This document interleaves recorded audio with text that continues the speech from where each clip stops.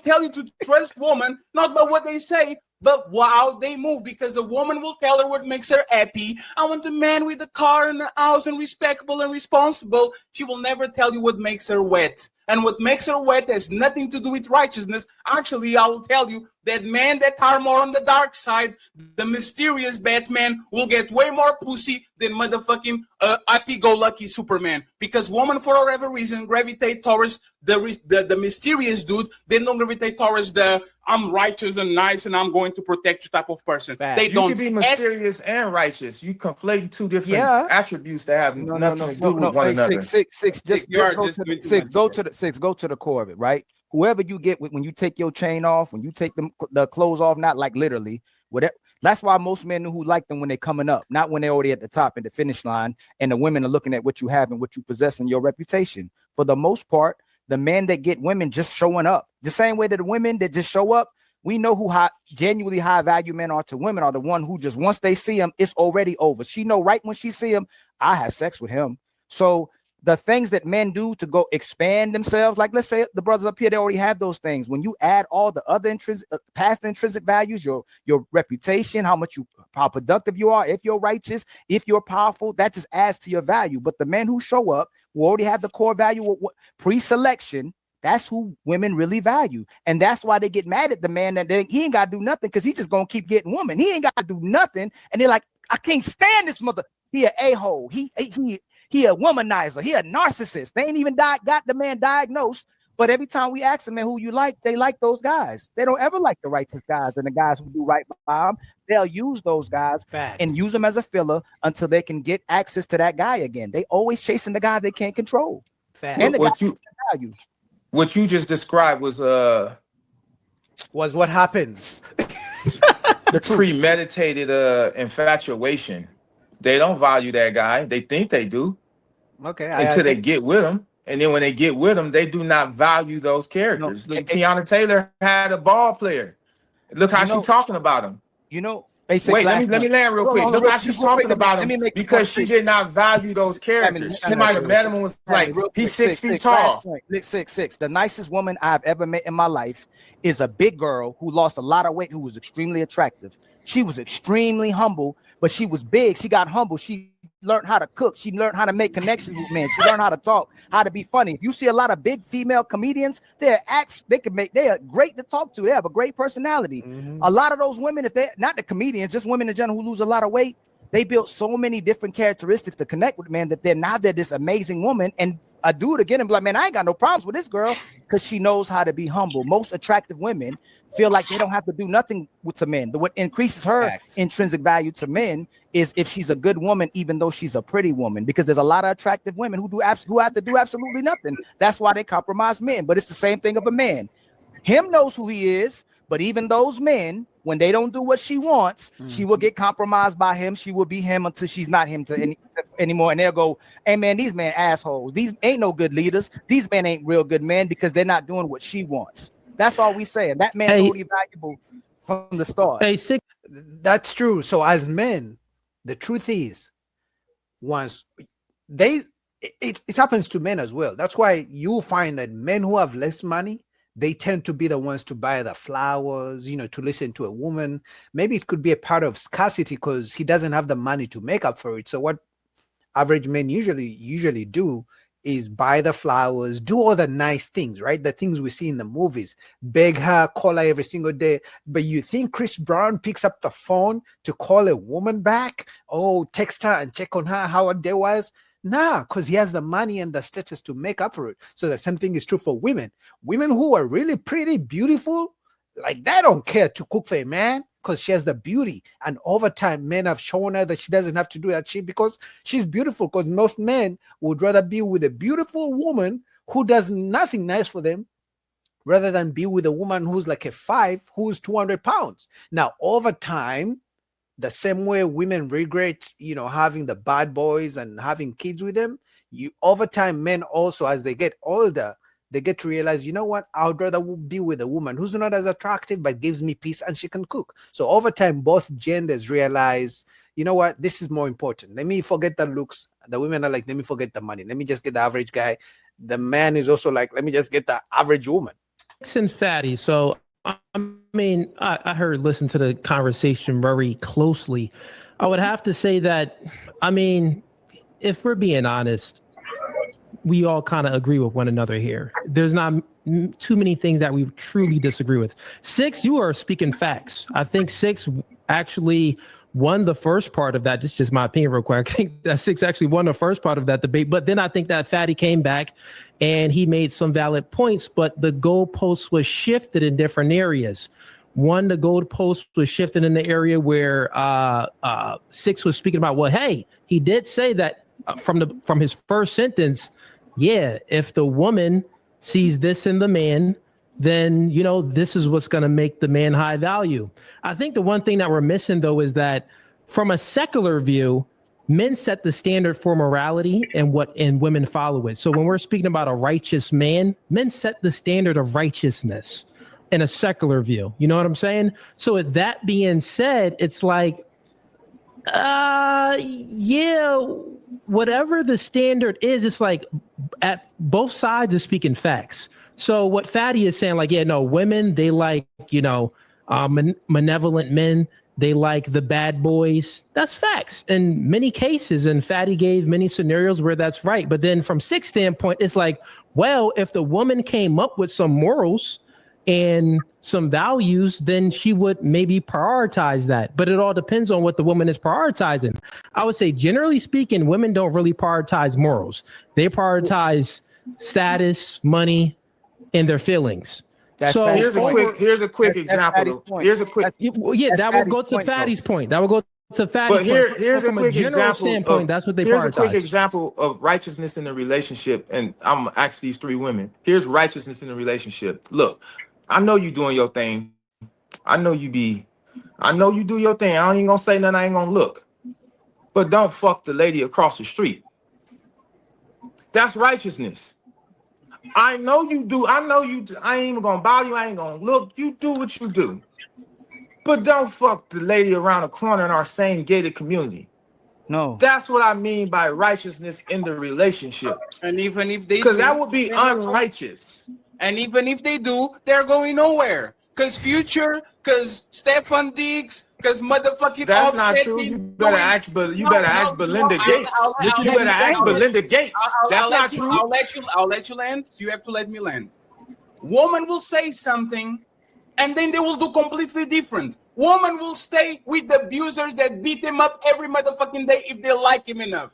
That's how crazy women are. Yes. I will talk with the woman for 7 times and saying, this man is an abuser. You need to leave. She'll say, yes, Fatty, it's the last time. And 2 weeks afterwards, she will be with the motherfucker at the same time. They don't care about good or evil. They care about winners and losers. If a woman likes you enough, she's going to go. And these women literally, respectfully, they will send thousands of letters to serial killers in jail just because they find them attractive. They will see the prison boo or whatever the name of the dude is because he's a handsome dude. And now they are going to be on his lap because the motherfucker has some type of clout. These women, respectfully, if you are a woman that doesn't follow these things, I'm not talking about you, but most women don't care about right or wrong. They care about winners. That's all. If you're a loser, so from an inherent view, hold on real quick, Fatty, real quick. Hey, I'm asking the sisters since y'all want to ask them a question. Sisters, is it easier to make a woman a wife in 2025, or is it easier to knife?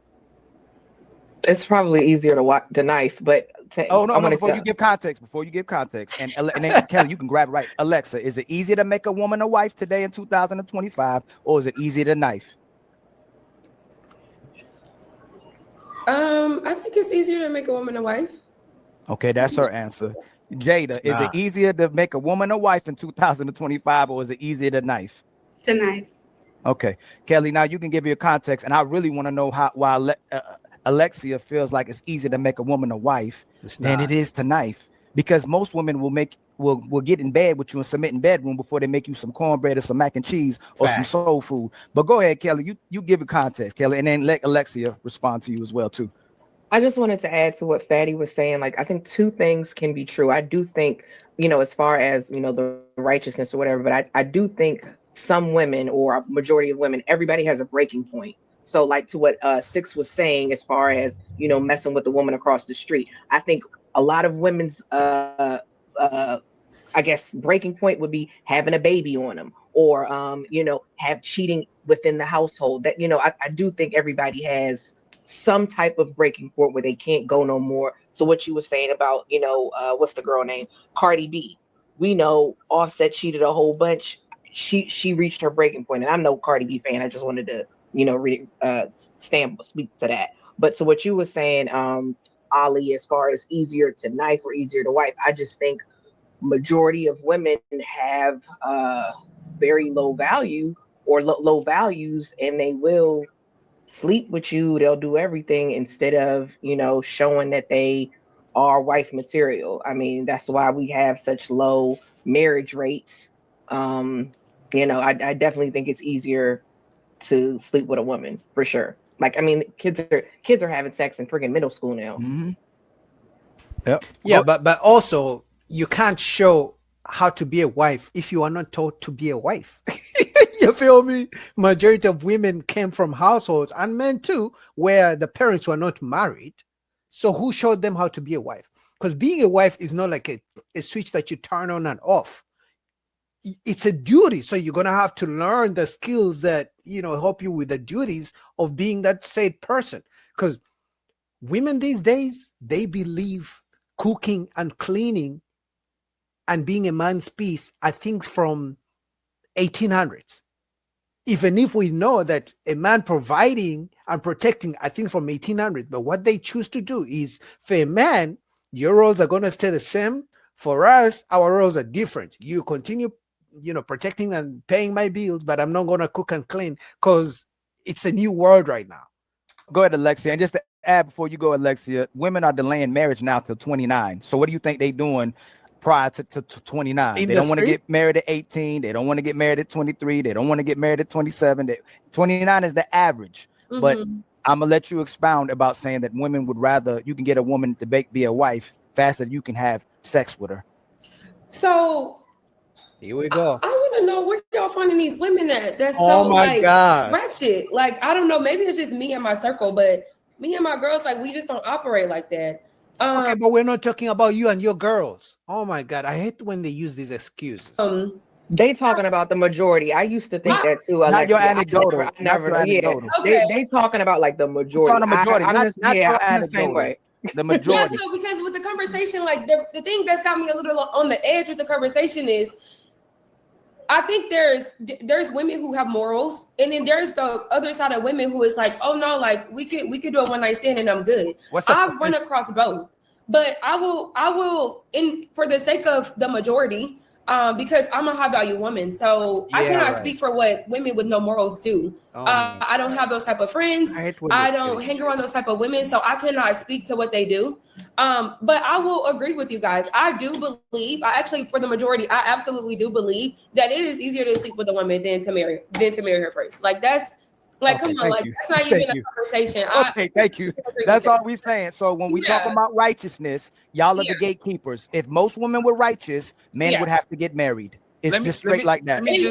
Isn't it funny how all these women who come on these panels, they're high value women, you know, they've never gotten their chicks clapped, they're virgins, all their friends are married, they don't have friends who are single moms, they don't have friends who use men for free dinner dates, you know, they cook and clean. For some reason, all the women who come on these panels are sweet little angels. Isn't that funny? Funny how that works out. You know, we don't do that. Like if we being honest, the average woman don't have that type of discipline, and actually men don't either. So if a man go to a woman and he like Fatty say he a winner, she gonna go. We don't need discipline. We don't need discipline. That we find our wives not being undisciplined when you say sexually, it may be wearing protection. Even then, you don't even ask most men don't ask a man to wear protection. So the women that women desire, the women that most of the women are sleeping with, that's the high value guy. We have double standards. You're not supposed to protect and provide, but the man whose intrinsic value is high to women, regardless of what if he's a winner, whatever he is, broke, got money, whatever he does, that's who women are picking is the man that other women are picking. let me just ask you before Jade and the rest of the conversation go up, because Damien be quiet and Cody wanted to say something. Let me ask something to Alexi real quick. What's going on, Damien? Alexi, do you have a good opinion about your exes? I do. You never dated the douchebag. You never dated the man that cheated on you. You never dated the man that looks the part, a man that every woman wants, man that is like. I will give you some background about me, Fatty. I'm only 28, and I've only had like 3 real boyfriends. So I've been with my husband for 6 years. So that ain't my style. Like I cannot really speak to that. I cannot really. Yeah, but right now I got a bunch of exes. So Alexi, this is what happens in relationships, right? I will fuck 50 hoes and marry a woman that has nothing to do with them. You would do what? I will have sex with 50 3 or 4s and marry a woman that has nothing to do with them. I like both. I like those women for certain things. Those women are the women that actually get me sexually attractive. I'm not going to pick my wife just because she's sexually attractive. She has other things that makes her different from the other woman, right? Okay. What we're saying is that even when women marry a sad man, they were still their exes, the men that they sleep with in high school, in college, the men that they actually was looking for. If you actually look at them, they have a type. Alexi, we're doing a show today about Ghosts from Power. Yeah. That motherfucker had 50 roles before. No woman was looking at him as a sex symbol. As soon as he puts a suit and he stops shooting people and selling drugs, oh my God, this is the biggest sex symbol in the planet. All of a sudden, he had so many roles. And you know what's funny? Even after Power, every time they see Ghost not being Ghost, right? They're like, ugh. What happened to Ghost? I get women because of Ghost. I get women because of Ghost. You guys have noticed that women really, like some women even who have boyfriends have been to that Chris Brown concert and they'll over him. But imagine a man did that. Imagine Boogie. I'm in a relationship. I'm married. I go to, I don't know, to Lado's concert, which other women out here? I don't know which other good-looking women are out here doing concerts. And I go and I'm all over. You know how women take pictures with Chris Brown and he's holding them the way he does it. Imagine men were doing that with female, artists, musicians. Imagine what women would be saying for men who are in relationships doing that type of shit. It's like when Asha is doing all these things with these women, all the women celebrate, yay, it's okay. If a man says something, oh, he's insecure. Now try to turn the roles. What would they say if men were all over the women like that? It'd be crazy. So when you ask who are these women, they are most women. Just some women just kind of suppress their urge to be with the 6 foot something bad boy type of dude. But for the most part, they still like him, and that's what I'm saying. Who are these women? They're most women. It's like who are these men? They like these big booty, big tissues. Most of the men, they just suppress it and find a woman that has more to give to you. But for the most part, they still are attracted to her. Yeah, the reason why it's easier to knife women than it is to wife women in this era is because most women, first of all, men marry behavior. It ain't about looks. I agree. We'll stay and use your body as an amusement park for as long as we like it. Without ever engaging or even pump faking like we're going to engage. Men, that's how people, I've been together so long and he won't even propose. Yeah, he a little boy. No, you haven't displayed the behaviors. You have to be a wife before you be a wife. Fact. And a lot of women in this era don't want to be a wife. They don't even want a man. When they date, most women, they're not even dating the man, they're dating the lifestyle. Mm-hmm. So they don't exude any wifely behaviors to prompt him to even want to make her part of his legacy. But I kind of blame the men because y'all are participating in what I call liability love. This is when she don't bring nothing to the table. Her attitude is costly and she's good for just social scenes, sex, and shopping. Because men are easy like that. And no man is going to say, yo, I'll marry that. No. So this is why it's easier for us to knife. We're not marrying that. Yeah, and what I was saying before when I said that, I mean, I don't know if anyone disagrees with it or has any takes on it, but when I say that men set the standard of morality, from a secular view, men set the standard. So that means that if a woman, that means that when a woman is being raised and she's growing up, she's either going to follow the morality of her father or culture or society. She's not coming up with her own morality. You get what I'm saying? So with this being said, when it comes to what Six is saying, yeah, there are some women that have some morals, but where does those morals come from? Usually her father or the culture or society. But who brings about the culture and society? Normally, that's what men allow through culture and society is what comes about. So with that being said, men set the standard of morality. So if we just take that away, women kind of just follow what their own preferences are. And it all depends on what that woman is prioritizing. Some women would prioritize, where her morals came from, maybe what her father taught her and her parents taught her, or what the culture or society taught her, her church and things like that. So she won't be as susceptible to a bad boy that's coming up trying to raise her up. You know what I'm saying? Yeah, but we don't even have fathers in the house anymore anyway. So that's why I was saying, who's teaching these women to be wives? Nobody, because their mother isn't a wife. And even in some situations where the mother is still married to the dad, the mother disrespects the father. The father hasn't had sex in 5 years. And the kids see it, right? The daughters see that this is not a good relationship. They're just there for the sake of it. They see them fighting, arguing all the time. So guess what? Even if she comes from a two-parent household, she sees how they interact with each other, and then she's going to bring the baggage to the next man when she's ready to date. She's going to be like, okay, my mom was disrespecting my dad. Guess what? I'm going to respect my man too as well. So it's crazy, man. So chances are, if you're a guy out here dating, the chances are most women you run into were not taught out to be wives. So don't be out here trying to look for a wife, right? I'm sorry, I have to break down your hopes. Chances are the woman you run into is a feminist. And let's, for some reason, say she's a good woman. She came from a good household. She was taught how to be a wife. And you just met her and she's 30 or 30 plus, 31, 32, 34, 35 and onwards. What if she's such a good woman? What has she been doing from age 18 to age 30?